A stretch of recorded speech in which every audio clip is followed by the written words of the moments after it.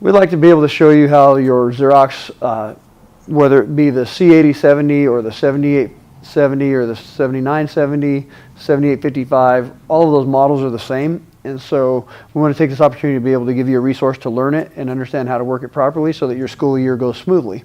So we're going to start out by showing you a little bit of an overview of the machine. The device itself has your document feeder up here. Whenever you're using your document feeder, you basically just put the documents in face up. Make sure your guides right here are right up next to the page. Stick them in and a green light will turn on. When the green light turns on, you know you have them in correctly. If they're two-sided, put the first side up and then it'll account for itself. When it scans, it uses this little scan glass right here whenever you're using the feeder. So if you have a line on your copy, just clean this scan glass. That means there's a spot on here, and when you clean it, it's going to take that line away usually. If you actually are using the glass itself, not the feeder, then you're going to put in the upper left corner. There's an arrow right here in the upper left corner. So put your documents down in the upper left corner, close your lid, hit start, and that's going to be where you put your documents on the glass. If you need to clear a document, if we have a misfeed, there's a lever right here. Just open it, remove your documents. If it's not right there, then there's going to be one lever on the bottom. Just open that and remove your documents. And that's how to clear a misfeed if it happens to have one. As I move over to the side, you're going to have an output tray right here. This is pretty much not used at all. The time that we do use this is when you receive faxes. If your machine happens to be set up as a fax machine, we usually program the faxes to come out on this tray. Otherwise, it's going to be unused, and you could actually keep it folded up if you wanted to or whatever, but you're not going to use it. Down below that right here is a bypass tray. This is your most versatile tray. This is where you can put cardstock, label stock, different things like that. And when you put your paper in to the tray, it's going to bring up a prompt onto the screen. This prompt is very important. No matter what tray you open, it's going to bring up that prompt when you put paper in and when you close the drawer.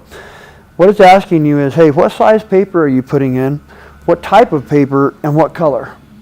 If you do this correctly, it's going to make your machine virtually jam-free because it adjusts the machine for the weight, the type, and all of those things. But if you put label stock in and you tell it it's white paper, you're likely to have some problems. So it's very, very important that you code your paper correctly when you put it in. And every time you put paper in, it asks you this question. So it's really critical. If I can't emphasize anything else on this video, I'll emphasize get your paper coded correctly and you'll probably eliminate a lot of problems. So in this case, it's asking for, it says 11 by 17 because that's the last thing that was in there, but I put 8.5 by 11 in. So I'm going to hit the button and I'm going to change it to 8.5 by 11 letter size. And then it also says cardstock because that's the last thing that was in there. I'm going to change that to plain because I just now put plain in. And then it's already set on white. You'll see I could choose from any of a number of colors if I wanted to, but I'm going to leave it on white. And then I'm just going to hit confirm. Now it knows that I have 8.5 by 11 plain white in the bypass tray. So the other thing that I'll tell you is, I'm going to do it again. When this prompt pulls up, go to your type, and if that type of paper is available, then you can run it through that drawer. If that type of paper is not available, you can't run it through that drawer. So in other words, if I put label stock in, there's a label button right there. So that tells me I can run labels out of the bypass drawer. But if it was tray 1 and there wasn't an option for labels, then I can't run labels out of tray 1. So just know that and understand that if it's not available, don't put it in that tray. And that's going to really help you do things correctly. I'm going to change this back to plain since that's what's in there. So that's the bypass tray. As you move towards the machine, you have, on this particular model, we have 2 fully versatile trays that are any paper size, and then we have 2 high capacity trays that are 8.5 by 11 only. Most of you will see that your machines are set up that same way, otherwise you'll just have 4 paper trays. When I open this tray, either tray 1 or tray 2, you'll see they're fully adjustable. So I can move my guides out for larger paper or in for smaller paper. Now, the most important thing about these trays is your guides must be tight up against this paper. If the guides are out at all, you're going to have misfeeds because the paper's not going to be able to be set in that tray and it's going to skew when it goes in and it's going to jam. So make sure that those guides are nice and tight up against that paper when you put your paper in. And when you take paper out of a ream and you load it for the first time, it's extremely important to fluff it a little bit. This is because when it comes out of the ream wrapper, a lot of times there's glue. The ream wrapper glue has seeped on the edge, and this separates the sheets. to make sure they're going to get into the machine correctly. So guides tight, fluff the paper, put your paper tray in. Right when you put that tray in, it's going to come up with the exact same prompt. Coat it with the right type of paper, hit confirm, and you're good to go. Bottom trays are very similar, but you can only put 8.5 by 11 in these trays. You still need to make sure your guides are up next to the paper. You shouldn't have to move them, but if you ever do move them, they've got to be tight against it or you're going to have issues. Close your drawer. Once I close the drawer, I'm going to get the exact same prompt again. If it is just plain white paper, and that's what it is, all you have to do is confirm it. So can't emphasize paper trays enough. That's the important thing. It's going to eliminate jamming. It's going to help you guys have trouble-free days and months of your semesters in school. So please make sure that the paper is programmed correctly. As we move a little bit further into the machine, if you were to have a paper misfeed, it's probably going to be right here. It's very simple. There's nothing there. You raise the lid, you'll see the paper, you remove it, you close it, and it's as simple as that. The machine does have a full video sequence. So if there is a misfeed and you have a paper jam, it'll show you a complete video exactly how to clear that jam, and it's really simple and easy. So just watch the video and it'll tell you exactly where to go and what to do. Moving on to this side, we have our finisher. You'll have a hole punch. Most of you have a hole punch, not everybody, but if you have a hole punch, there's a hole punch tray right here. You can see there's excess paper there. All you do is take that. When it says that it's full, empty it, take it, slide it back in. You got to remember where I pulled it out from, and then you're good to go. Stapler is here. When it runs out of staples, you pull out the cartridge. You don't throw this entire thing away.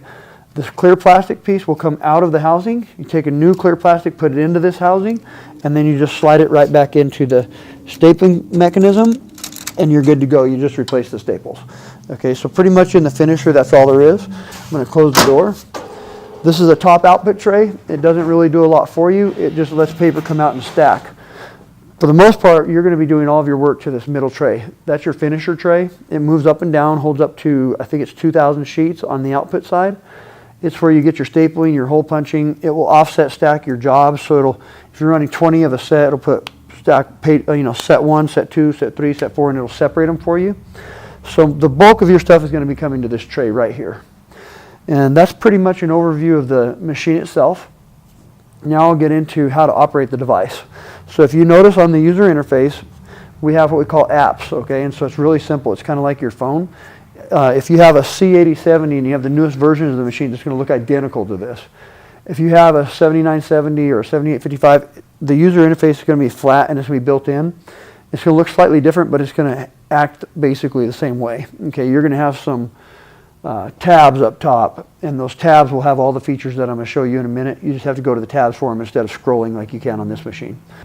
When you get ready to use the machine, you can just hit your home button.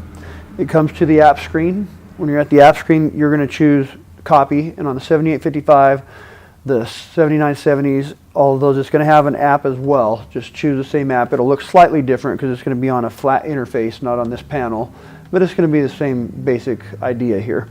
So we're going to start with copy. We're going to choose our copy button. You'll notice that the first option is quantity here. So I'm going to clear it, say. And if you wanted 10 sets of something, just hit 10 and you'll see it shows up. On the other devices, the 7970, 7855, you're going to have a keypad over here. You'll just enter it on the keypad. So once you get your quantity, you can just scroll like you do on a phone. Just scroll with your finger. On the other machine, you're going to have to hit, and there's a little arrow button. You'll tap it. Take your output color. It's going to be defaulted to black. Some of you have to enter accounting codes. If you have to enter accounting codes, you may not be allowed to print color, so you're only going to be allowed to print black, and your accounting code would be entered when you go to hit the app button and log into copies. If you don't know what your accounting code is, ask your IT director or your principal or the principal's administrative assistant, and somebody will give you that accounting code. So that's probably going to be defaulted to black on almost everybody's machine. If you're in one of those lucky districts where they let you print color, then it's going to be tracked by your code and you're going to be accountable for the color printing. First button you'll have here is your reduction and enlargement. I chose the wrong button, so we're going to hit reduce and enlarge. You'll see that there's some automatic prompts that come up. This is just to make life easy for you. First one is auto. If I choose auto, then I have to choose a paper tray and a paper supply. So let's say I wanted it to enlarge this 8.5 by 11 to 11 by 17. I just hit OK. And now it's going to automatically figure out the percentage for us without you having to think, without you having to do anything, because it knows the two paper sizes. It knows there's letter here, you're going on to 11 by 17, it'll program that percentage for you. If you didn't want auto, you wanted 64%. 64% is an automatic reduction from 11 by 17 paper down to 8.5 by 11, so that's why you would use that. 129% is an automatic enlargement from 8.5 by 11 to 11 by 17, which is why you might use that one. Now, let's say that you don't want any of that, which is usually the case. You're going to choose more, and I can choose manually. I can just go up and down by percentage, or I can choose that, and I can tell it I want 105%, which is an enlargement, or I could tell it 67%, which is a reduction, and I can do anything I want to. I can get there multiple ways, okay? So there are more presets over here. Here's my reduction and enlargement.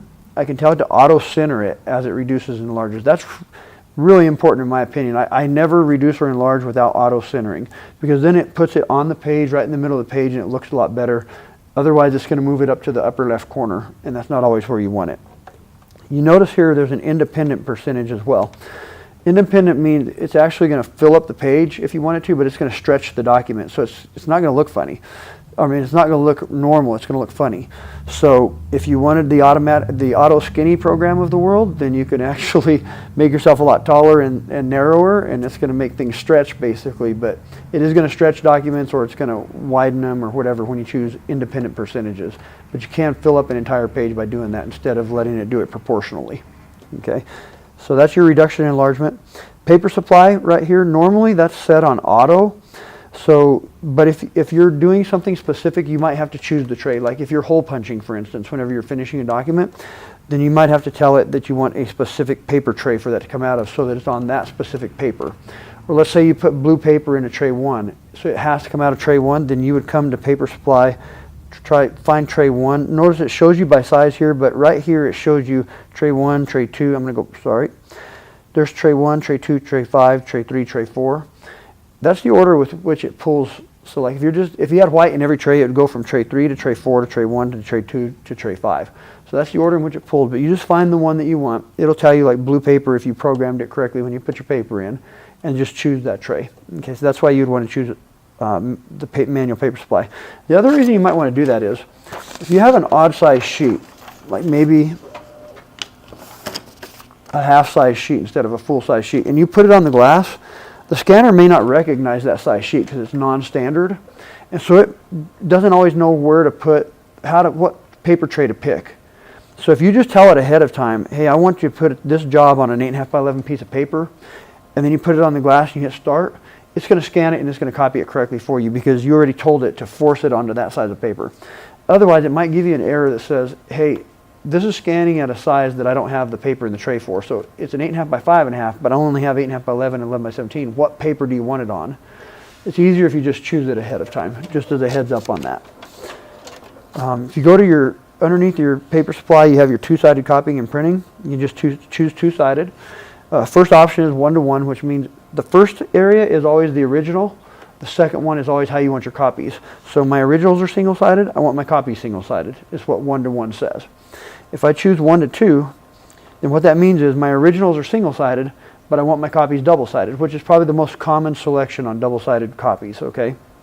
So if I'm doing 1-to-2 and I start out with 10 pieces of paper, my copies are going to be 5 pieces of paper on both sides, of course. If I choose 2-to-2, my originals are two-sided, my copies are two-sided, everything's the same. And then if I choose 2-to-1, which is the least common of anything, it means my originals are two-sided, but my copies are going to be one-sided. So if I have 5 originals, I'm going to have 10 pieces of paper on the outside, on the output, single-sided. So that's kind of your two-sided. You have a more button right here. The only difference between more is if I choose two-sided, I have the option to tell it to rotate side 2. Rotating side 2 is for landscape originals so that you can turn them this way instead of flipping them that way. So that's when you would do rotate side 2, is when you have landscape documents, so that you can turn them like a book, basically open them like a book. So that's your one-sided and two-sided. I'm going to take that back. I'm going to change it to one-sided. Then you have your finishing options. Depending on your particular machine, it'll have different options on finishing. Within the schools, most schools purchase their machines with stapling and hole punching, but you may or may not have hole punching depending on how your school bought it. Most of them have stapling. So, and some don't have any. But if you go to your finishing, it'll tell you your finishing options, and you'll see that it's pretty easy to tell. It even shows you an icon of where it's being stapled. So if I wanted one staple in the left corner, which is of course the most common application, then I would choose one staple portrait right there, and it shows you this picture of the staple in the left corner. If I wanted one staple landscape, so if it was landscape original and I wanted it in the left corner, I'd choose one staple landscape. If I want two staples on the left, if I want it hole punched, this particular machine has folding options. Most of yours won't, so we're going to skip that. But let's say I want to do two different things to the same document. My machine's able to staple and hole punch, and I want my document stapled and hole punched at the same time. In order to do two features at once, I have to hit the More button. When I hit the More button, I can choose my stapling and my hole punching individually, and it's going to do both of those to the same document. So I could tell it I want one staple in the left corner and 3 holes. And it shows you a picture over here that has a staple and 3 holes, so that's what you're going to get. And I have to hit OK. When I hit OK, it would ask me to choose the paper tray, but I've already done that on this particular one, so it's not going to ask me. But if you didn't choose your paper tray ahead of time, it's going to ask you what drawer you want your paper to come out of, because it needs to know the type and size so that it knows where to punch the 3 holes correctly. So you have to tell it that when it prompts you. Okay, so that's my finishing options. Original type right here, most people don't really use this, but it is pretty important, especially for geography teachers, and not only geography teachers, but history teachers. Some people who are doing maps, doing photographs, different things like that, you can really hone in on your quality and get a lot better quality out of the machine when you tell it specifically what you're doing. So the default is photo and text. That assumes that every document you're doing has a photograph and text on it. And so it's going to adjust for the most difficult job possible, which is everything. If you're a math teacher, you're never doing photographs, you're just doing text. So if you wanted to make sure your text is really crisp and clean, choose the text button, and it's going to darken everything on the page automatically whenever you choose it. Okay. If you're an art teacher and you're copying photographs, choose the photo button right there, and it's going to adjust itself, and it's going to give the best quality for a standalone photograph. Like I said, the default is photo and text, and that's going to be quite good for almost everybody. You're probably not going to have to change it, but if you wanted to get real specific and real picky, you can. The one area that you could change, and that I suggest you do change, is you geography teachers, you history teachers, you people who are copying maps. Maps are really difficult to copy. The rivers seldom show up because that light blue color of the rivers doesn't copy well. If you tell it to go map mode right there, map mode will enhance that, and it'll give you a much, much better copy of that map, pulling all of those details out. So that's one way in which you can make sure you're giving your students the best quality possible so that when they go home, learning is easier for them. We're going to put it back on photo and text, which is the default. If you need to lighten or darken a document, maybe it's too light, you want to get darker, or it's too dark, you want to light, all you do is go to the slider scale here, slide it up and down. If you have one of the other machines, the older machines, the 7970 or the 7055, you just touch it up, touch it down, and it'll move it up and down. It's real easy. You can see the dark button means it's going to darken it, lighter means it's going to lighten it. It is what it says it is. Sharpness, nobody's really going to use that. If you're a professional photographer or graphic designer, you might take some photographs and do some sharpening with them and stuff. Art teachers, you can play with that if you want to, but I'm not going to train you on that because most people don't use it.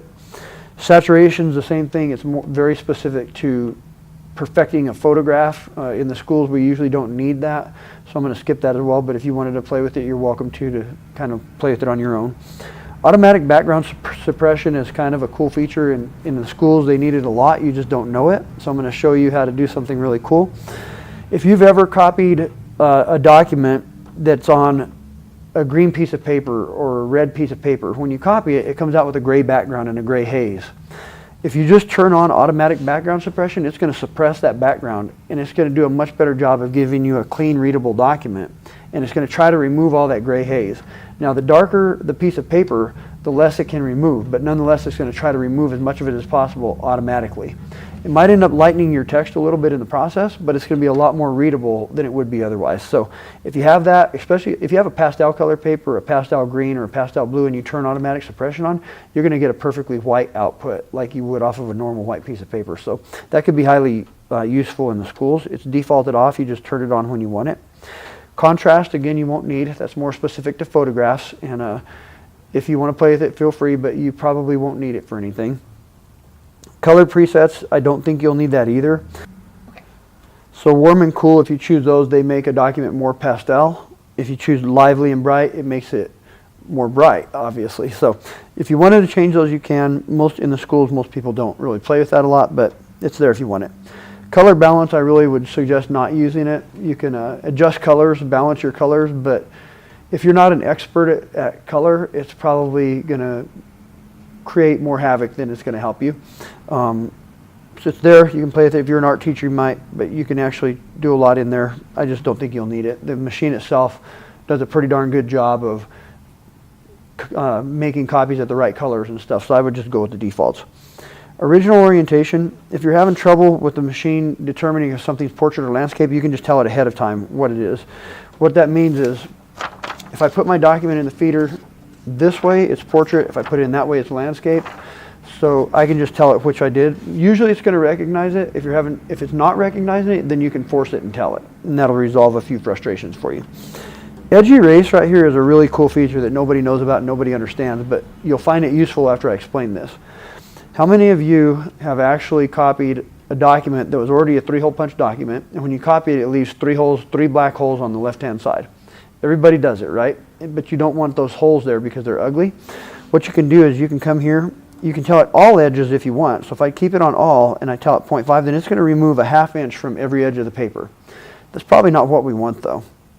What we probably want is we want to go individual edges, okay?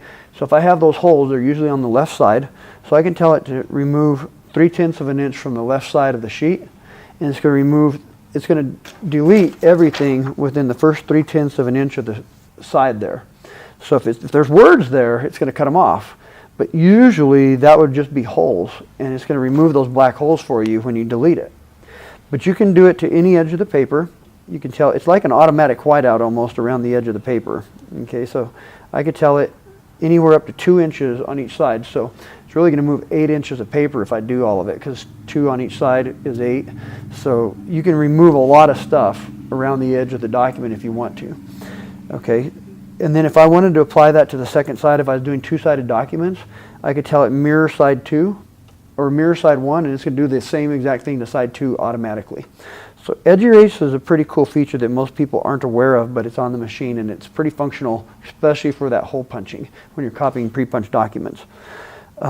Original size, that's really there just so that if you're having trouble scanning again, and you have an odd sized document, maybe you put a 2-inch by 2-inch piece of paper on the glass and you're trying to copy it and the machine can't recognize what size it is, you can come in here and you can tell it, hey, I have a custom size here. Right, and you can tell it that, or you can put in a different size. You can pretty much do anything you want to do. Where this is also functional on original sizes, if I have 8.5 by 11 and 8.5 by 14 documents in the same job, I can put them all facing the same direction, put them in the feeder, and I can tell it mixed size originals. So I can tell it that I'm pairing up 8.5 by 11 and 8.5 by 14 documents together. And when I do that, it's going to know how to copy those, and as long as I have both of those sheet sizes in the tray, when it sees 8.5 by 11, it's going to pull 8.5 by 11. When it sees that 8.5 by 14, it's going to pull 8.5 by 14, and it's going to collate that whole job together for me. I don't think you'll have very many needs for that in the schools, but if you do, it's there. The administrators usually have that probably more than the teachers. Image shift is kind of cool. It's a lot like edge erase. I have 2 different options. I can tell it auto center things like you saw back on the reduction and enlargement. So I can tell it to auto center all documents, or more importantly, I can come to my more button. And when I'm hole punching, you remember I'm erasing? Another thing I can do is if you don't want to erase, you can just shift. And I can shift everything away from that edge. Like let's say I have a brand new document that's clean, no holes in it. I'm not going to use edge erase on this in this case because I don't have anything to erase. But I need to move this document that direction or otherwise it's going to punch into these words. What I can do is take my margin shift right here and I can say, hey, shift it 0.4 of an inch from the left to the right. And then it's going to move everything over and my hole punch is going to be clean and it's not going to punch into the words. That's very applicable, okay? But what's going to happen, you got to remember this. I can mirror side 1 again on side 2. But as it shifts everything. So if there's anything within 0.4 on the right side of the page, it's going to shift it off the page. That's okay. The way to counteract that, if you're trying to hole punch without punching anything, is set it to 0.4 of an inch to the right, tell it okay, then come back to your reduction and enlargement, and tell it to reduce it. I'm going to tell it more here. Tell it to reduce it to 95%. Okay? So what's going to happen is it's going to shift it over, and this is going to reduce it back. And so it's going to allow you to get that hole punching in there nice and clean with a really good looking document, not punching into any of the words, and it's going to pull that right side back on so that nothing gets deleted when you do your shift. So that's just a tip, one easy way of doing things. Real quick, I'm going to scroll all the way to the bottom and reset because I have a ton of stuff programmed in here right now. So I'm going to wipe out those settings. We're going to start back from scratch and head back down here. So we just did image shift. Mirror image is kind of a cool feature. Art teachers love mirror image. It's going to do what it says. So if it's this way, it's going to do it this way. So it's going to give you a mirror image of the print. Okay, usually that's only the art teachers using that. I'll go ahead and turn it back off. Negative image, same thing. Most likely nobody's going to use it except for an art teacher. But it'll change black to white and white to black and any color to the opposite color. So it's automatically going to do that for you whenever you turn negative image on. So it's really going to create a negative of the document. Book copying, okay, this is the one that the teachers always fall in love with. All right, so I'm going to show you how this works. To the best of my ability without a book here, we're going to pretend that this is a book. So when you have a book, you're going to have a spine, right? The spine's down the middle. So you need to understand that when we're using book copying mode, it's considering it as you read it. So the left page, right page. And you have to understand that this is always the left page and always the right page. So if I want to choose book copying, I can turn book copying on, and I can tell it which pages I want it to copy. Do I want it to copy both pages, left page only, or right page only? And then I have some more options here. Within both pages, for instance, I can tell it to erase the middle, because you know how when you copy a book, sometimes you end up with a black mark where the spine is, right? Well, you can erase that while you're copying it if you want to. You have to be careful not to erase information, but I can say, hey, erase that 2/10 of an inch, or 3/10 or 4/10 of an inch. It goes in 0.2 increments, okay? If I can tell it to erase that so that I don't have a bunch of black in the middle of the book. So I'm going to leave it on, I'm going to go left page only with a center erase of 0.2, and it's going to basically copy this page because that's the left page as I read it. When I turn it over and put it on the glass, it's going to be on the right-hand side, but that's okay. So the machine knows the difference. All I do is stick it on there, hit OK, and hit start, and the machine is going to only print the left page, even though both pages are on the glass. If I told it both, it would do both. If I told it right, it would only do right. But it's going to delete that margin in the middle by 2/10 of an inch and print the left page. So that's all there is to it. I'm going to close that. That was under book copying. I think you'll use that on a regular basis. The one thing to bear in mind is the spine of the book always goes on the copy glass at the 8.5 inch mark. So you always want to center the book on the glass, basically. When you're doing a book copy, you have to center the book on the glass so that it knows where it's at. Special pages is kind of a cool feature. It allows you to put covers onto a document, inserts. You can do different things. So if I wanted to put covers, I can put cardstock, for instance, in my bypass tray. And then I have to tell it what tray I want those covers to come out of. So in this case, I would tell it tray 5. All right, we're going to scroll down here. I'd tell it tray 5, for instance, and hit OK. And then I would tell it front and back the same, front and back different. Do I want a front only cover or a back only cover? Okay, so I can tell it front and back the same. So it's going to pull the front and back out of that tray. And right now it says it's a blank cover. I can tell it print on side 1, print on side 2, or print on both sides. I'm going to leave it as blank. If I wanted to do front and back different, I could tell it front cover, print side 1, okay, and I could tell it back cover, blank, and that's pretty common. So there's a lot you can do with covers and different things right here under special pages, okay. The other thing you can do under special pages is you can do exceptions. What exceptions are, well, you can't use your auto paper tray. Let me go back real quick. If you're going to use exceptions, then you have to tell it what your main paper supply is. So I'm going to tell it 8.5 by 11. That's going to be the paper that's the bulk of the job is going to use, okay? And I have it set on two-sided here. So if I come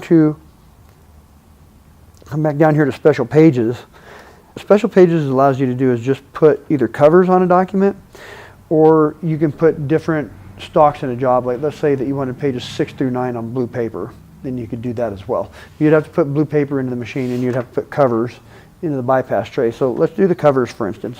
If I want covers on a job, I want them to come out of tray 5. I'm going to scroll down to tray 5 and tell it tray 5. Hit OK. And this is going to give me the option, do I want front and back covers identical? Do I want front and back covers different? Do I want a front only or a back only cover? The most common one is front and back different. So what I can do is I choose that. I can come to my front cover.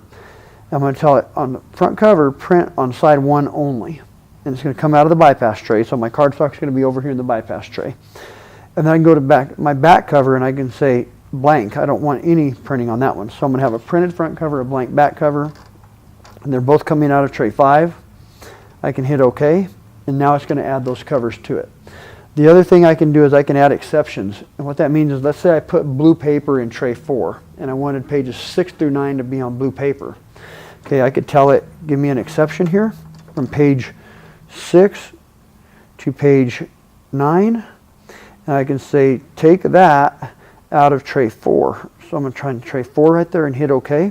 So now it's going to pull those 4 pieces of paper out of tray 4. Everything else is going to come out of my white tray, and it's going to add the covers to the job. So there's a lot you can do with exceptions there that make the job easy to get different paper stocks into the same job without hand collating it. That's kind of special papers. Annotations is kind of a cool feature. You can number jobs. You can put a comment on them that says like confidential or draft or test or anything you wanted to say really. But you can see you can page number jobs. You can put a comment. You can put a date. Or if you were a lawyer, you could put a base stamp. We're going to stick that. We're going to skip that one because most of us in this environment aren't lawyers. But the one you might use is page numbers. Okay, so if you tell it to do page numbers, you can turn it on. And you can tell it what page number to start with. Generally it's 1, but maybe it's not. Maybe you wanted to start with page 2 or something like that. So tell it what page number you want to start with and where to apply it. Okay, apply to all pages except for the first. Or you can apply to all pages. So if you chose not to put page 1 and you started with page 2, that's when you might put all pages except first.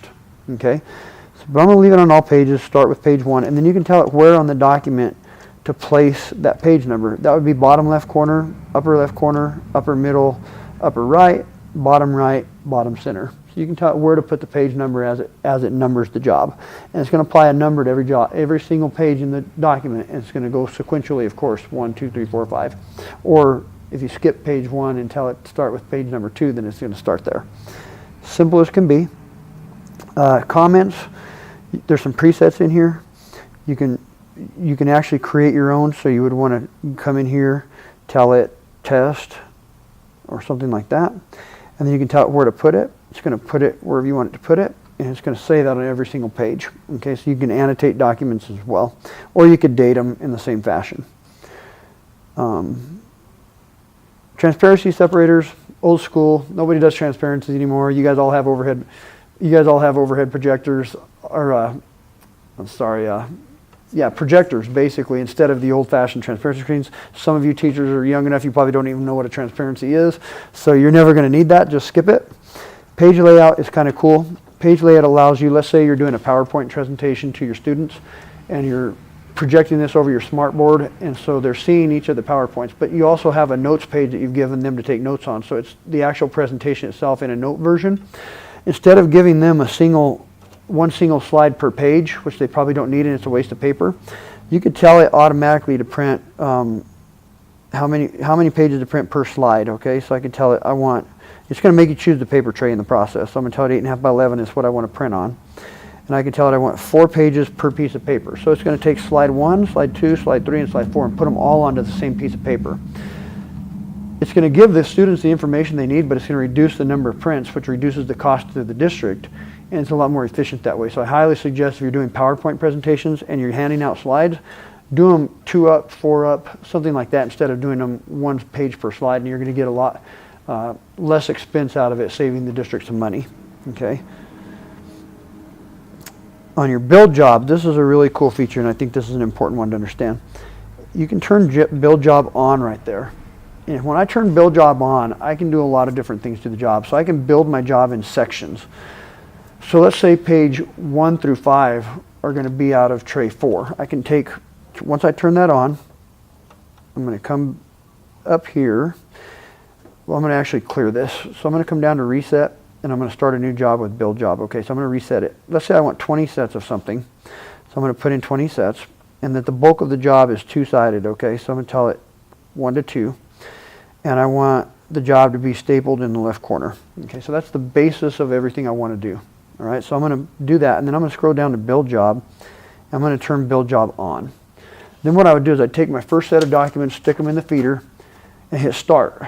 And let's say page 1 through 5, or 1 through 6, I just wanted exactly like I programmed right there, two-sided, they're going to be stapled and whatnot. So I put pages 1 through 6 in and I scan them. But let's say pages 7 through 9 are supposed to be single-sided. Then what I'm going to do is I'm going to put those first pages in, okay, and I'm going to tell it to scan.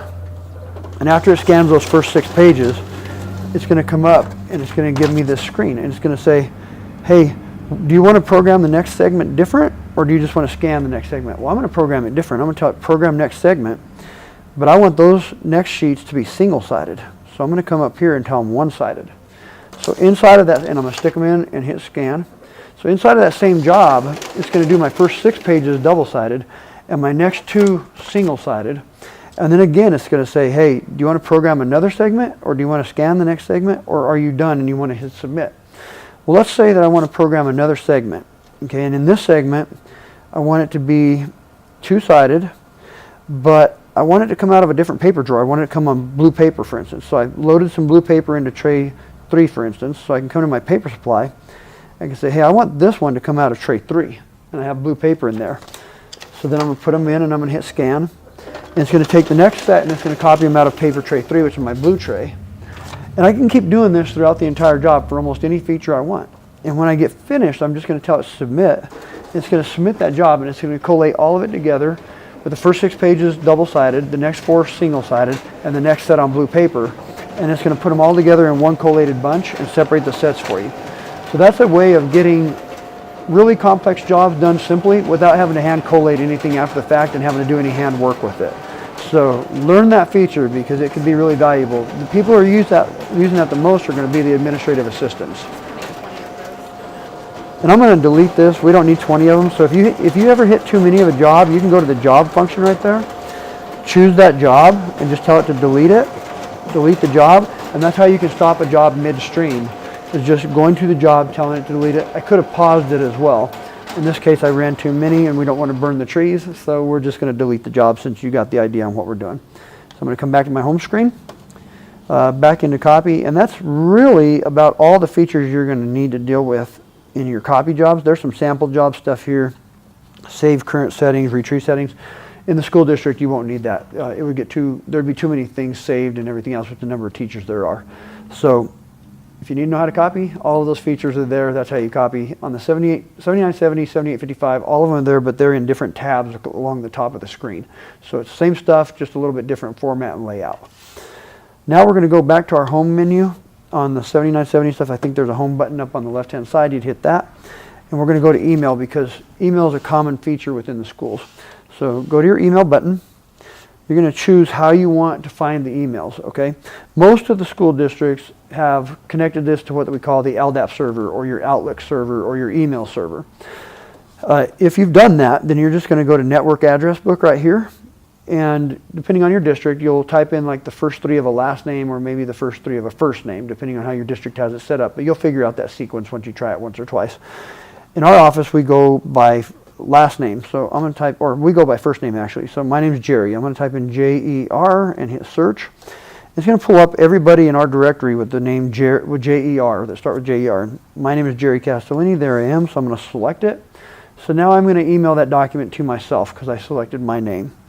So you can see there it has my name. If I wanted to add another recipient, the person behind the scenes here filming, her name's Michelle. So let's say I wanted to send this to Michelle as well. I can go back to my network address book and I could type in MIC and tell it to search. You can see there's a lot more people who start with MIC, but I can just find it. There's Michelle right there. Now it's going to go to me and Michelle. Okay, and I can CC, if I don't want to send it directly to them, but I want to CC them, I can choose to CC them or whatever I want to do. You can change the subject so that whenever it comes across, the subject line is customized. All you have to do is hit it. And we're going to name this one training. Okay. So now my subject line is going to come across as training. And notice when I put my subject as training, it's also going to name my file training. So it's going to create a PDF is the default. So it's going to name that PDF training. If I want to name the file something separate from the subject, I can do that. And we can name that test, for instance, for for our purposes here. So now the subject is training and the file's name is test. Okay, so it's pretty simple to change those things. The other thing is the default, like I said, is a PDF. Most of the time you simply want a PDF. You're not going to have to change anything. You're just going to put your subject, you find your users, put your subject, change your file name if you want to, and then just hit start. So most of the time you're not going to change the PDF, but it has the capability if you want to. Outside of that, the other features are almost identical to what you had in the copy feature that we covered already. So if you haven't taken the copy training or haven't seen that part of this video, just go back to the copy training and it'll show you what all these different options are. One of the main exceptions though is resolution. If you look right here, there's a button that's called resolution, and that won't be on your copy screen. Resolution is the dots per inch that it's to scan the document at. The lower the DPI, the worse the lower the DPI, the less quality of print you'll get when you go to print it. It's going to look good on the screen, but when you print it, it's not going to be very legible. But it's also a smaller file size, so it's easier to email it. Really, in a school, I'd say 300 DPI should be your default, because you can print a 300 DPI document pretty well, and it's not a huge file size. If you wanted to get a really, really crisp document, let's say you needed to scan something as a JPEG and you're going to put that into a newsletter, you're going to want to bump that resolution up to the 600. Because that's going to give you the highest quality, but it's also going to be a very large file size. So you have to kind of play with it. 300 is probably going to be where you want your defaults in the school, and your IT director can adjust that and change that. Outside of that, that's probably the only other thing that you'd want to change that's not in the copy mode, that's specific to scanning and emailing. So we're going to go back to our home screen. So we've done copy, we've done email. If your machine happens to have a fax, some of the schools, usually within the schools, some machines do and some machines don't. So if you happen to have a fax, you're just going to choose the fax button. You're going to either manually enter the phone number, or you might have some phone number saved in your device address book, in which case you would pull them up automatically. Most don't have things saved, so we're going to do manual entry. You're going to enter the phone number, and you're going to need to do it in the sequence that your school requires. So if it's long distance and you have to dial 9 to get out, you're going to have to dial 9 to get out. You need to know how your fax line works. It's nothing to do with the machine. It's how how your phone system works and how you dial out of it. So let's say that you had to dial 9. So we're going to dial 91806-744-8744. It's actually a phone number, not a fax number. That's our office in Lubbock, and Lubbock is long distance for me because I'm in Amarillo. So I'm going to choose that, just hit add. Then I can go through and tell it what the originals are like, right? I can add another recipient if I want to and send this to 2 fax numbers or 3, so on and so forth, all at once. And then I've got basically the same options as my copy screen. And then again, just like email, I have resolution here. So I can tell it to go standard, fine, or super fine. On a fax, I would just leave it on fine, and I would probably never change that. And then I can just put my documents in, hit send, and it's going to send them. So faxing is pretty easy. If you have an error, if it doesn't send, it's going to send a fault page. It's going to say, hey, this did not send. If you get no error page at all, it did send. In a lot of districts, they want us to enable what we call a confirmation report. So if the confirmation report is enabled, it's going to print a report at the end no matter what, whether it sends or not. But you can feel confident that if you send a fax and it doesn't give an error report, it doesn't do any kind of report, the fax went through. If it fails, it is going to print out a failure report. Okay. So back to our home screen. We have a couple of other options here. This print from. If you're using a USB drive, you can actually scan to and print from a USB drive. That's what this print from is. But you really don't need it. When you stick a USB drive in, it's going to come up with a prompt. It's going to say, hey, what do you want to do? Do you want to print from this, or do you want to scan to it? And you're going to choose which one you want to do, and then just follow the instructions and do it accordingly. If you're printing from it, you'll find the file on there that you want to print, and it has to be a print-ready file. So it has to be a PDF, a JPEG, something along those lines. It can't be a Word document because the machine doesn't have Word running on it, so it can't open a Word document. So it has to be a print-ready file. For simplicity purposes, let's say it has to be a PDF.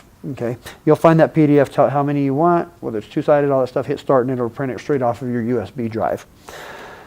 The other thing that's cool that some districts have it loaded, some don't. We encourage most of them to load it, is Google Drive. So in your schools, you're probably a Google Drive school, most likely. You can log directly into your Google account on the machine. I don't happen to have a Google account, but you'll see, just log in with your username. Once you put in your username, hit next. It's going to ask you for your password. That, of course, doesn't get recognized because TZ isn't a username. But put in your username, move forward next, put in your password, When you input those things, it's going to pull up your Google Drive account. It's going to show you all your folders, your files. You could choose a certain file that's a PDF, tell it to print it, or you could scan directly to a folder. So this is usually used for scanning. So you could take documents, put them in the feeder, tell it you want it to go into mathematics folder, choose that folder, hit start. It's going to scan them, and then when you go back to your classroom and you open your Google Drive, in that folder you're going to see those documents there. So it's a really cool feature. I know that almost every school uses Google these days, so I would encourage you to use that as your scanning repository instead of emailing. It's a lot easier just to scan it to your Google Drive, and then you'll have it accessible to wherever you want it. Scanning to email is almost becoming obsolete in the schools because of the ability to connect directly with Google. For the most part, that's going to be it. We do have other apps that are available. You can play with them if they're on your machine. Each machine can be customized, so you probably won't see all these other apps like we have on our machine here. Well, I hope that was beneficial to you and that it helps you to understand and learn a little bit more about our machines, and it allows you to have a great year, and that the copier will be a significantly useful tool to you. If you have any questions or need any help beyond what we've done in the video here, please call your local sales representative, your principal and or superintendent. Somebody should have their name depending on where you are. But call your local sales representative. If you don't know who your sales representative is, you can call our office at 806-744-8744 and just let them know where you're at, what city you live in, and they'll tell you your representative's name. We're here to help you. We want to make sure that you're getting the full use out of the machine and that it's a nice asset and tool for you. So reach out if you need help beyond what the video is, and we appreciate you watching today.